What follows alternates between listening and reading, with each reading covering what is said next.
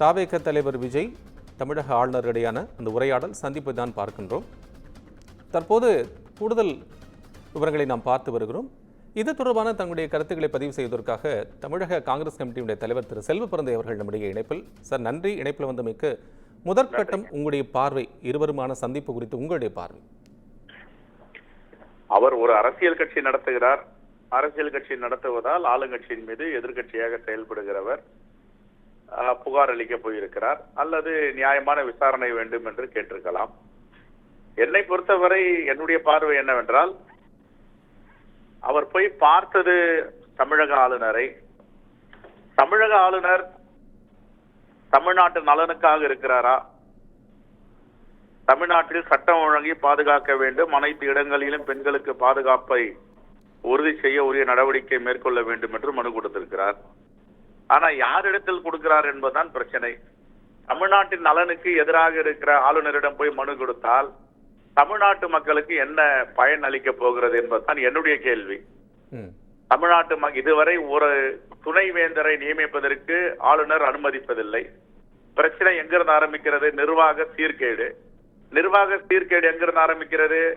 ஆளுநர்களை தமிழ்நாட்டின் ஆளுநர் RN ரவி அவர்கள் இதுவரை 7 பல்கலைக்கழகங்களில் துணைவேந்தரை நியமிப்பதற்கு அனுமதி அளிக்க மறுக்கிறார்.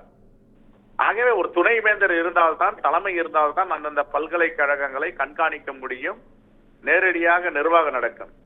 துணைவேந்தரையே நியமிப்பதற்கு அனுமதிக்காத ஆளுநரிடம் போய் பல்கலைக்கழகங்களுக்கு பெண்களுக்கு பாதுகாப்பு வேண்டும் என்றால் எப்படி அந்த பாதுகாப்பு கிடைக்கும் என்றுதான் என்னுடைய கேள்வி. அதே போன்று தொடர்ந்து தமிழ்நாட்டு நலனில் எதிராக இருப்பவர் தான் ஆளுநர். அது எந்த மசோதா? இன்றைக்கு தினம் தினம் சூதாட்டத்தில பணத்தை இழந்து தற்கொலை செய்து கொள்ளுகிறார்கள். தற்கொலை அதிகரித்து கொண்டே போகிறது. இதற்கு இவர் என்ன செய்ய போகிறார்? தற்கொலையை தடுக்க வேண்டும் என்றால் தமிழ்நாடு சட்டப்பேரவை சட்டம் இயற்றியதை உடனே அனுமதிக்க வேண்டும். அனுமதிக்காமல் எவன் தான் சூதாட்டம் செய்கிறானோ, கிளப் நடத்துகிறானோ அவங்களை அழைத்து ஆளுநர் மாளிகையில கலந்துரையாடுகிறார். இப்படிப்பட்ட செயலெல்லாம் தமிழ்நாட்டு மக்களுக்கு எதிரானது அல்லவா? ஒரு கேபினட், ஒரு அமைச்சரவை தேர்ந்து பெரும்பான்மை மக்களால் தேர்ந்தெடுக்கப்பட்ட அரசு ஒரு ஆளுநர் உரையை நாங்கள் இதை முன்மொழிகிறோம் என்று தயார் செய்து தருகிறது. ஆனால் அவர் அதை படிக்காமல் முன்னுக்கு முரணாக படிக்கிறார் என்றால் இதை எதை காட்டுகிறது? இதெல்லாம் தான் மிகப்பெரிய வேடிக்கை. இவரிடம் போனால் என்ன நியாயம் கிடைக்கும்? இல்ல, இப்ப செல்வப்பிறந்தை சார், இப்போ இடையில மன்னிக்கணும். இப்ப யார்கிட்ட கொண்டு போய் தன்னுடைய அறிக்கையை கொடுக்கணும்னு நீங்க சொல்ல வரீங்க? காவல்துறையிட்டயா, இல்ல எதிர்கட்சி தலைவர்கிட்டயா, இல்ல ஆளக்கூடிய அரசு கிட்டயா? ஆளக்கூடிய அரசு மேல் இருக்கக்கூடிய குற்றச்சாட்டை நீங்க டிஜிபி கிட்ட கொடுங்க. டிஜிபி கிட்ட உங்க இது மாதிரி ஆட்சி முதலமைச்சரை பார்ப்பதற்கு மனமில்லை என்றால் சட்டம் ஒழுங்கை பாதுகாப்பது யார் சார்? சட்டம் ஒழுங்கை பாதுகாக்கிறது யாரு? சட்டம் ஒழுங்கை பாதுகாப்பது தமிழ்நாடு அரசு. ஆமா, தமிழக அரசு வந்து நேரடி கண்ட்ரோல்ல காவல்துறை இருக்கு. காவல்துறை தான் அதை செஞ்சுட்டு இருக்காங்க. இப்ப அவங்க மேலேயே சட்டம் ஒழுங்கே சரியில்லை அப்படிங்கிற குற்றச்சாட்டு யார்கிட்ட கொண்டு போய் கொடுக்கணும்? அவங்க மேட்டே கொடுக்கற சொல்றீங்களா? இல்ல, சட்டம் ஒழுங்கு சரியில்லைன்னு யார் சொல்றாங்க? சட்டம், what is the meaning of சட்டம் ஒழுங்கு? ஒரு ஆட்சியம் இந்தியால இருக்க எல்லா மாநிலத்தையும் புள்ளி விவரத்தை எடுங்க. சட்டம் ஒழுங்கு, கொலை, கொள்ளை, கற்பழிப்பு எல்லாத்தையும் எடுங்க. தமிழ்நாட்டில் இருக்கு முன்னாடி 10 ஆண்டுகள் அதிமுக வந்து எந்த குற்றமும் நடக்கலையா? சொல்லுங்க. ஒரு கொலை நடக்கவில்லை, ஒரு வழிபறி நடக்கவில்லை, ஒரு பாலியல் துன்புறுத்தல் நடக்கவில்லை, எதுவுமே நடக்கலையா? 0 கிரைமா சிங்கப்பூர் மாதிரி? சொல்லுங்க. என்னவோ அச்சுத்திரப்படி எல்லாம் பேசிட்டு இருக்காங்க. என்னுடைய பார்வை, மக்களுக்கு பாதுகாப்பு அளிக்க வேண்டும், பெண்களுக்கு உரிய பாதுகாப்பு அளிக்க வேண்டும். அதில் மாற்று கருத்து யாருக்கு கிடையாது. நம்முடைய குழந்தைகள், நம்முடைய தாய், நம்முடைய சகோதரிகள் வெளியில நிம்மதியா போயிட்டு வரணும்ன்றதான் நம்முடைய பார்வை. இததான் மகாத்மா காந்தி சொன்னார். இரவு 12 மணிக்கு ஒரு பெண் தனியாக நடந்து விட்டு பாதுகாப்பாக வீடு சேருகிறார் என்றால் அதுதான் முழு சுதந்திரனர். ஒரு ஜனநாயகவாதத்தை யாரும் வந்து ஆதரிப்பது கிடையாது இப்படிப்பட்ட வன்கொடுமைக்கெல்லாம். அதே நேரத்தில் அரசு செய்வதற்காக ஆளுநர் போய் கொடுக்குறீங்க.